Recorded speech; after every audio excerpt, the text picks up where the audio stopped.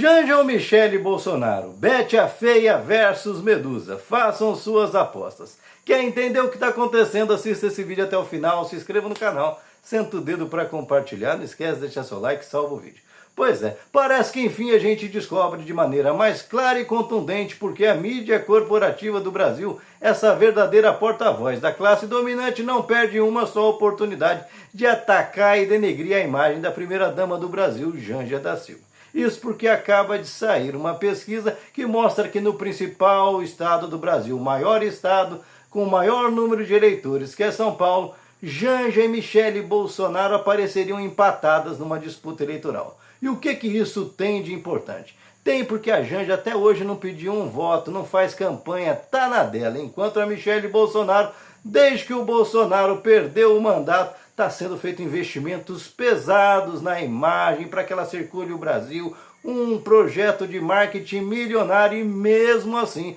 com todo esse esforço, ela não consegue superar a Janja em votos. Ou seja, existe um enorme potencial que essa mídia corporativa já percebeu na figura da Janja, que mesmo se comportando atualmente como a Bete a Feia lá daquela antiga novela mexicana, se escondendo atrás de óculos, de roupas que não fazem por merecer a sua estrutura, que não respeitam a sua beleza, mesmo assim tem dado de 10-0 na micheque que eles tentam fabricar na base do bisturi e de um monte de camadas para esconder a parte podre de sua vida, para tentar vendê-la como a recatada e do lar e ultra religiosa que anda com um maquiador jovenzinho a tiracolo para cima e para baixo. Pois é, essa aqui é agora dá uma comparada em termos até estéticos entre a Michele Bolsonaro e a Janja, sem aqueles óculos que escondem o seu olhar, com umas roupas que condizem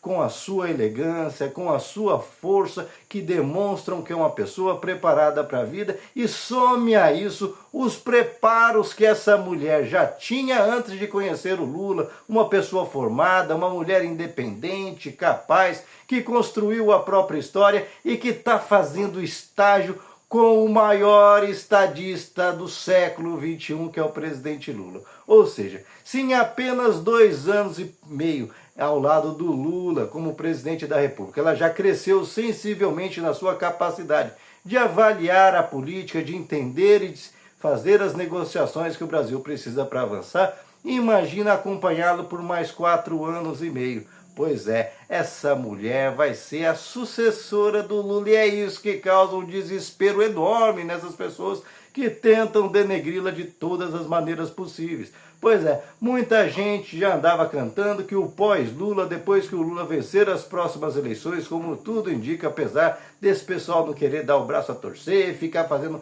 articulaçãozinha entre os ricos para ver se eles convencem o povo, se eles compram a consciência do povo empurrando aquele pudim de nada, pudim de chuchu, que é o Tarcísio de Freitas, que a gente sabe que não vai emplacar. Mas a esperança dessa gente é que pelo menos em 2030, sem o Lula na parada e com o PT insistindo em não renovar os quadros, querendo ficar eternamente na aba do Lula, não teria nomes à esquerda, só que aí tem a Janja. Mas vão falar, mas ele não pode ser candidato à presidência se o Lula estiver na presidência. Isso se ele estiver na presidência, né, gente? Porque se ele renunciar um pouco antes, no final do mandato, ela pode sim ser candidata à presidência da República e com a experiência acumulada, com o tratamento de imagem adequado e com a capacidade natural que ela tem, que já demonstrou ter, não vai ter para ninguém. E é por isso que a mídia corporativa, a classe dominante, tenta de todas as maneiras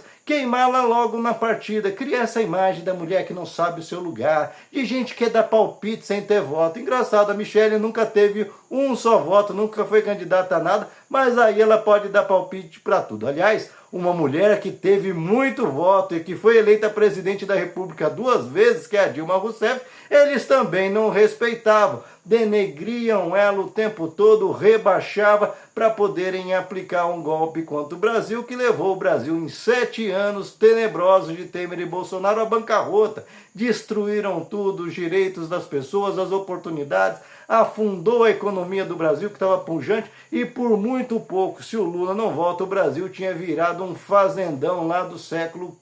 XV, quando o Cabral pisou por aqui, porque essa gente é predadora, praga de gafanhoto, não quer produzir nada, quer só sugar tudo às custas de deixar o povo na miséria. E eles sabem que a Janja já tem uma sensibilidade, já tem uma capacidade, e depois desse estágio, aprendendo com o melhor e fazendo, acompanhando o Lula, relações com o mundo inteiro, como a gente vê agora essa semana mesmo, começaram a fazer os ataques, porque ela colocou questões muito claras e objetivas em relação ao TikTok, às redes sociais, por Xi Jinping e outros, e aí já começaram a falar que, nossa, o povo pegou muito mal na Europa com o comportamento dela, que não sabe se comportar, a China, e é exatamente o contrário. As primeiras damas, tanto da China quanto da França, já mandaram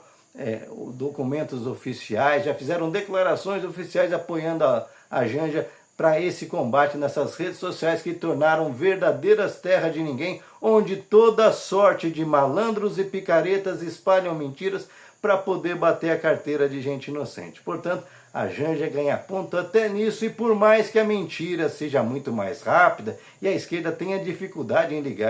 lidar com essa mentira, com os novos tempos da comunicação, é sempre bom lembrar que a verdade corre maratona, ela é mais resistente e lá no final ela chega na frente e se impõe. E a verdade é que a esquerda estará muito bem representada aí com a Janja, que é um nome fortíssimo para a sucessão do Lula, e é por isso que essa gente está tão apavorada. Porque você olha para a Michelle, o que a Michelle tem para oferecer? Até a aparência é artificial. E quando começarem a aparecer os podres, a gente viu aí que até os mais próximos do Bolsonaro diziam que preferiam votar no Lula, votar na Michelle Bolsonaro. Portanto, gente, o futuro é muito promissor para a esquerda, e é por isso que essa gente já está indo aí para Nova York tentar tramar mais um golpe no Brasil, porque no voto, na consciência do povo e nas realizações eles sabem que não tem a menor condição de ganhar. E você, o que pensa a respeito? Deixe aqui seu comentário, se inscreva no canal, senta o dedo para compartilhar, não esquece de deixar seu like,